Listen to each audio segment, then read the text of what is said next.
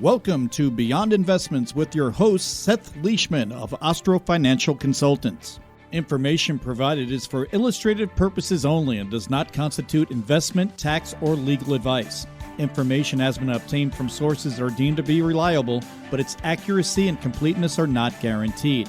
Neither LPL Financial nor the hosts of this show or accept any liability for the use of the information discussed. Consult with a qualified financial, legal, or tax professional prior to taking any action.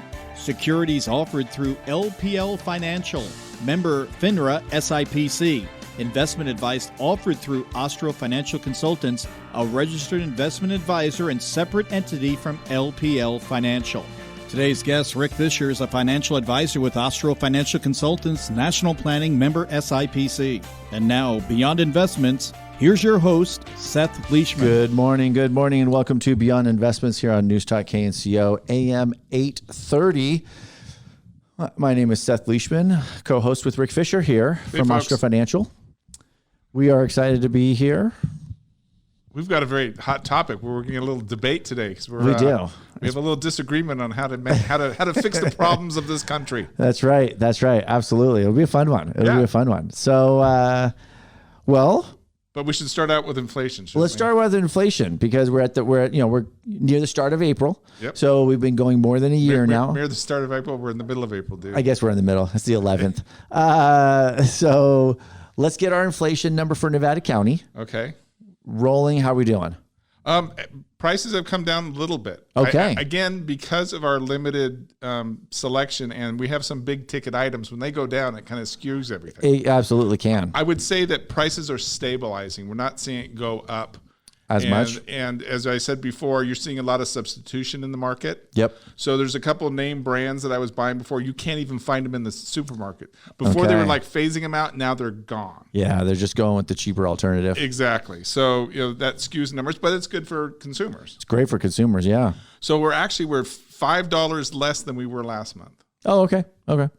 And the other thing I would say, gas is pretty stable. It was at the beginning of the year, it was $4.50, and now we're at $4.79. Okay. So it's gone up the last couple of months, but things are stabilizing, and I can tell you, people are shopping. Yeah. It was relatively quiet today. Usually I go in at different times. Yeah, of course. The couple of the people in the grocery section were moving stock and filling things up, and one was commenting to the other, says, "Man, it's dead around here. It's really quiet for this time." Yeah. And I said, "Yeah, everyone is still using up all the food and stuff they bought during the storms." That's right. Yes, exactly. Once they run out of that, the next storm comes and you'll be filled up again. It's so true.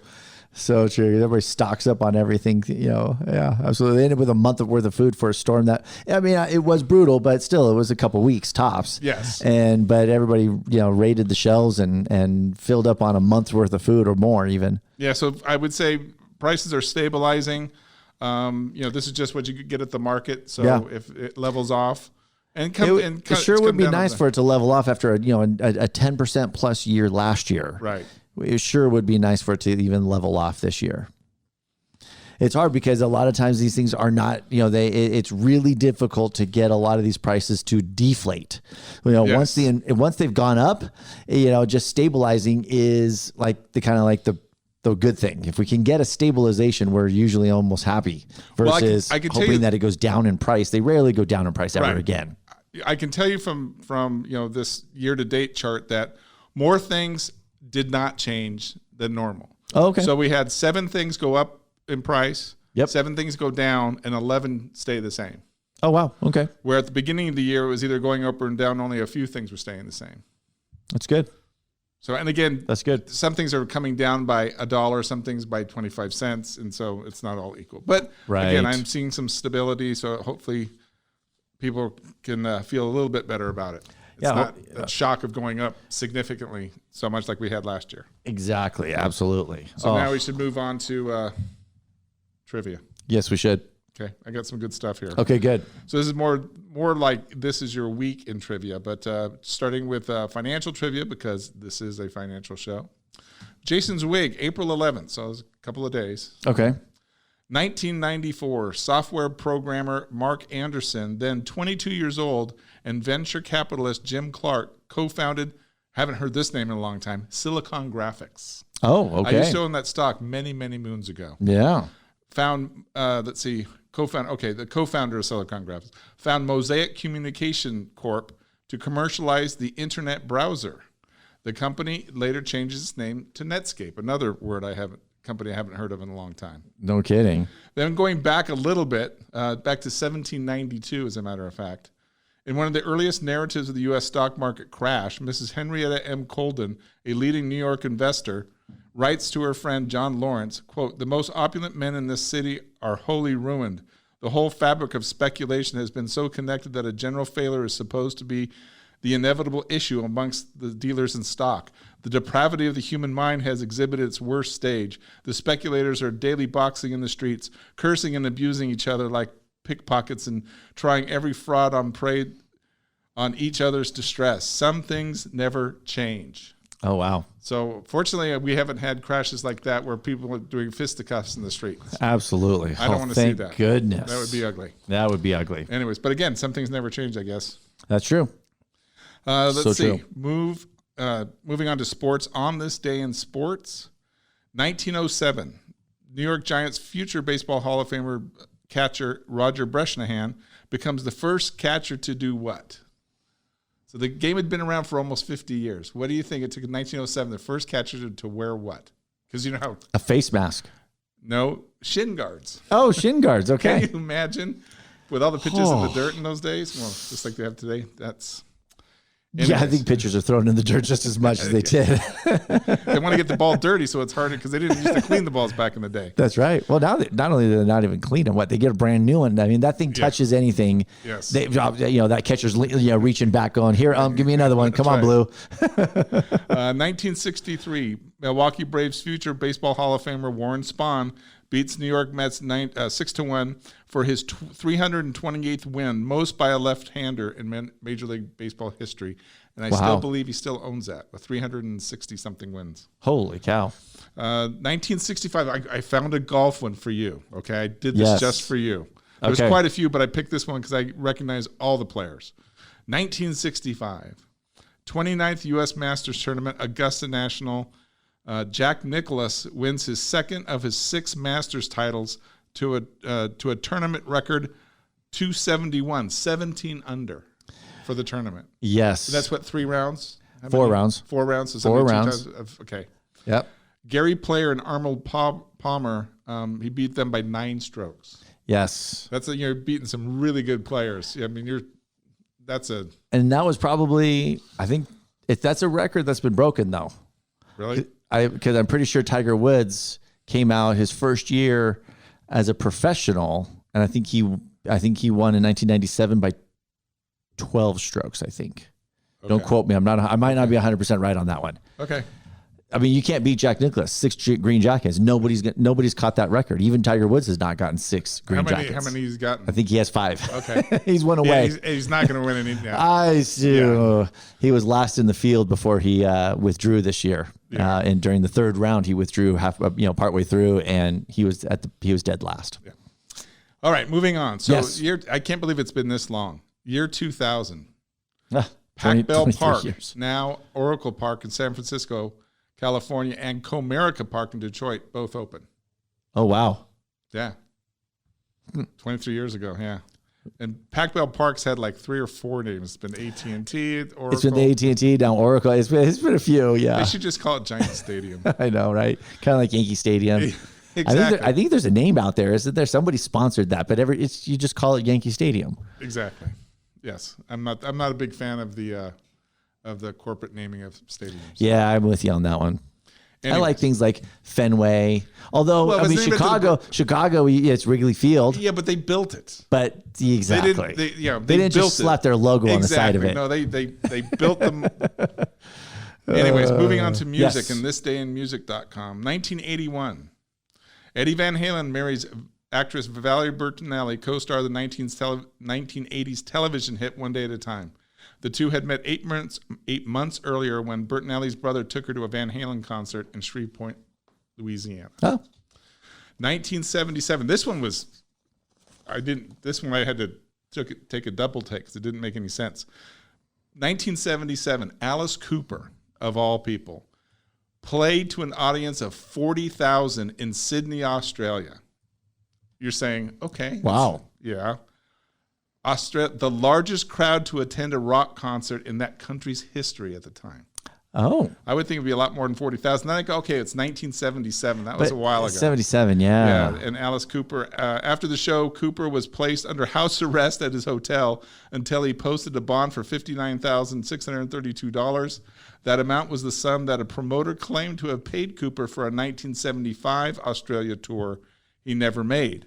The two settled when it was found that the promoter did not fulfill his part of the agreement either. Ah, there you go. So a little intrigue there. Yeah.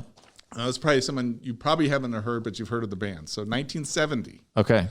So a lot of people think that Fleetwood Mac was, post 76. Well, they were a band back in the psychedelic age. Ah. So Peter Green, who was quit Fleetwood Mac while on tour in Germany to avoid breach of contract, he agreed to finish the current tour. While touring in Europe in late March 1970, Green took LSD at a party at a commune in Munich, an incident cited by Fleetwood Mac manager Clifford Davis as a crucial point in his mental decline. So he and Sid Barrett are the two that were key players that left the industry because of mental illness. Right. It's funny because in 1970, I was in Germany with my parents visiting my uncle's friend my uncle's friend, they were in their 40s or 50s at the time. Yep. And he was living on a commune. So I go there, I'm 8 years old, and he's like 50, 55 years old, good friend of my uncle's, and all the other, there's probably 8, 10 other people living on this place, all under 30. Yeah. And it was just weird. Weird. To see that, Yeah. Oh, yeah. Stayed there a couple of nights. It was fun, though. Yeah, absolutely. 1964. There's another amazing thing from the Beatles. The Beatles set a new chart record when they had, guess how many songs they had in the Hot 100? It's got to be a lot. 12. Close, 14. Okay. The songs range from Can't Buy Me Love at number 1 to Love Me Do at number 81. Oh. And by that time, Love Me Do, that song was already 2 years old. Right. Okay, moving on to just general history, because there wasn't much automotive history. Got it. 1951, U.S. President Harry S. Truman relieved Douglas MacArthur of his command of the United Nations and U.S. forces during the Korean War. Oh. Because MacArthur wanted to go into China. Yes. 1981, the first space shuttle was launched. I can't believe it. 1981, that was 42 years ago? Wow. Okay. This April 15th, 1947, Jackie Robinson played his first major league game for the Brooklyn Dodgers on Ebbets Field. Oh. So that's why every April 15th, everyone wears the number 42 jersey. Right. Is in honor of that historic event. 1955, American fast food pioneer Ray Kroc opened the first McDonald's franchise, launching an enterprise that would eventually become the world's largest fast food chain in Des Plaines, Illinois. Very nice. And last but not least, in 1902, American businessman J.C. Penney opened his first dry goods store in Kemmer, Wyoming, of all places. Yeah, of all places. Yeah. So that's where we are with trivia this week. Love it. We're going to come back. We're going to talk about Social Security, mostly. Yes. With our second half of our show today. See if we can fix it. A little debate about this and how to fix it. It's definitely something it's been on topic for a long time. So we're going to come back and talk about that fun, hot topic. You're listening to Beyond Investments here on News Talk AM 830. Welcome back to Beyond Investments here on News Talk KNCO AM 830. Social Security. Key caveats or key things to remember about Social Security that we'll talk about first to kind of get it started is that if you are currently working, the Social Security tax is currently 12.4% of your income. But not every dollar. Not every dollar, and not all paid by you. So as a W-2 employee, if you are not self-employed, so if you work for a company, your employer pays half of that number, which is 6.2%. Right. And it is on, for 2023, on approximately the first $160-ish thousand of income. So if you earn more than that, that Social Security tax goes away. It actually goes to zero. It stops, I should say. It stops. Now, when you look at your pay stub and you see the words FICA. FICA is actually the combination of Social Security and Medicare tax. What does it stand for, though? I actually have no idea. That's a good question. Probably should have looked that up before we started our show. I could probably come up with something, but we would get banned on the radio. Yes, we would. So now Medicare tax is a little bit different because it is, you pay Medicare tax on all of your income. There's no cap. There is no income limit that Medicare tax that is subject to. So, okay. So if I was looking at a tax return for Medicare, what number would I take to multiply a percentage to get how much I'm putting into that system? Into Medicare? Yes. So for Medicare, if you look at your pay stub or your W-2. W-2, it's listed, so they actually tell you. Okay, so it's employment income only. Correct. Okay, so it's not capital gain income. Not capital gain, not rental real estate, all of that kind of thing. It has to be earned income. So earned income. Now, as a self-employed person, you're going to pay both of those. Right. So a lot of people don't realize, sometimes don't realize when they're self-employed that when you look at your net income, of course, not your gross, but net income after business expenses and everything else, assuming it's under 160, right, you're going to pay the entire 15.3%, which is the FICA tax, which is the two sides of it. 6.2 times double, so 12.4 plus 2.9, which is the total Medicare tax. Because the Medicare works the same way. If you're a W-2, your employer is paying half of your Medicare tax for you, which is 1.45%. There are Democrats and Republicans and independents that are currently drafting proposals. Right. So they're not voting on any of this stuff. No. These are all just proposals. Two different camps, so to speak. One that the Republican and the independents are more pushing for is raising the full retirement age. Right. From 67 to 70. Correct. Right now it's at 67.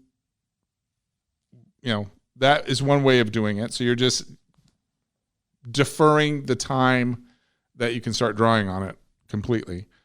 Where on the Democrats are looking more of raising the limit. So right now it's 160, taking that cap off or knock it up to 250,000. Right. So now if you made between 160 and 250, now you're going to pay under current law another 12% or 6%, depending if you're, right. That's a pretty big chunk. It's a pretty big chunk. Because you're so used to. So what other things could they do? So we just talked about the one is. So one of the things that they've already started to do, and, I say already started to do, we're 30 years ago. It's hard to kind of think about that a little bit. 30 years ago, under President Bill Clinton, for the first time ever since Social Security was implemented, 60 years before that, he and additional Democrat legislators got through to tax Social Security. Okay. I don't know if a lot of people didn't know that. Because a lot of people don't pay attention to Social Security until they get close to that age. Yeah, right? Just where I am right now. The 20 and 30-year-olds in 1993 weren't thinking about this. I know I wasn't. And so the 20 and 30-year-olds in 1993 are today 60-something. Yeah. Right? And so if you're now 60-something and you're looking at Social Security being something that you're going to be touching in the next 5-10 years. Yep. Oftentimes we have this discussion and I let a lot of our clients know, of course, and individuals know, hey, by the way, if you're going to be possibly drawing, let's say you're going to draw $2,500 a month, by the way, that's 85% of that number is going to be taxed as ordinary income. So that was actually implemented in 1993. Social Security was never taxed for 60 years before that. It was a tax-free source of income. Here's why here's why it was always a tax-free source of income. Because the tax that the dollars that they take out of your paycheck to put into the Social Security piggy bank are after income tax dollars. Right. So starting in 1993, the federal government is now saying, well, if you earn with including half of your Social Security with other sources of income, if you earn as a married couple more than $44,000 a year, guess what? 85% of your Social Security you're going to pay income tax on basically a second time. That bar is way too low. They should raise that bar, but that would make the problem worse, wouldn't it? It would actually make the problem worse. Right. Yep, absolutely. So the other problem with that is that tax was not, and still to this day is not, a source to fund Social Security. that tax is an income tax and just goes into the general slush fund of the government. So it's not even, it's not helping Social Security. No. So here it was pitched as this idea of like, oh my goodness, it's going to be beneficial. We're going to save the system. And in 1993, that was the largest tax increase in the history of our country, 100% borne by senior citizens who are retired. Yep. And 2, it didn't do anything for the system that it was supposed to save. So here we are today looking at what can we do? What are some proposals and what can we do to shore this thing up? Right? Okay, so we've already talked about the 2, raising the limit and raising the age. I don't like either of those. Yeah. But again, I'm biased because I'm 61. Right. Okay. Here's a couple of ideas. Okay, one of the things that I don't understand about Social Security from an investment standpoint is how they can afford to give you 7% raise for every year you just defer it. 8% raise. 8%. Yep. Okay, that's number 1. Yes. Number 2, why didn't they put a cap on the increase every year? So I mean, when it was 2 or 3%, fine, but we were 8% last year. Correct. They should have capped it, or just let's just flatten it out. Yeah. For a few years to see what happens, because we have to do something. Yeah, they got to do so something. To say, well, I don't like this, I don't like that. Where are you going to get most bang for your buck? Yeah. And so there's also been floated many times. It doesn't seem to go anywhere, but maybe you can explain the flat tax or a national sales tax and how that might help. I mean, you look at a flat tax and doing away with things like basically doing away with deductions entirely. So I still think you should be able to keep the charitable. We need to get. I know you do. Motivate people to give their money away to people who need it. Here's how a flat tax works. You cannot make exceptions. A flat tax will never work if you make exceptions, because then the exception is, well, I want to be the exception, and then someone else raises their hand, and I want to be the exception, and I want to be the exception, and I want to be the exception, and that's how we have 118,000 pages of tax code today. Lobbyists say, I want to be the exception. Okay. And so if you want to go flat tax, the numbers do absolutely pencil out. If you go with around 15% flat tax, all income is subject to it except below a certain level. So still, we're going to end up with about 30, 40, 50% of the population pays no income tax still, because you would exempt the first $60,000, $70,000, $80,000. Okay. Okay. Which still picks up about 40 to 45% of the population would be exempt from income tax entirely. But then from there forward, it's 15% on everything. Right. It's not progressively going up. It's not regressively going down. It's 15% on everything. So if I'm making $35 million a year, it's 15% on that. 15%. No questions asked. No questions asked. No deductions. No nothing. Right. And so, whereas today, right, it's 15% on the first 140,000, and then it's 22%, and so on and so forth. Right. And that's where you get to the person who makes 35 million, who's paying 58%. Right. On almost all of his income. Right. Because after $1 million, you're paying 55% or 56% in California.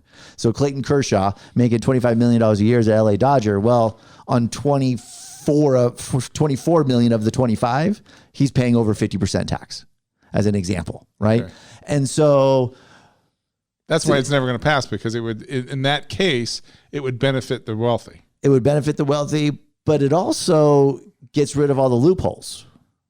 So a lot of wealthy people, although they use loopholes, not say loopholes. They're not using loopholes. I hate the word loopholes.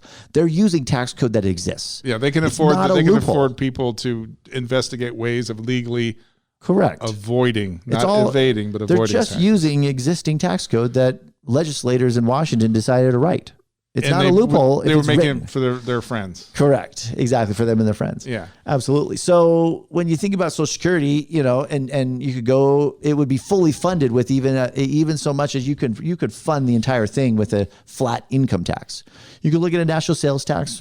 Maybe we'll save that for another show. Talk about that. But that would be regressive. Wouldn't it? It's very regressive, but it also exempts things like food and things like that. So you still end up with 40+% of the population basically pays nothing.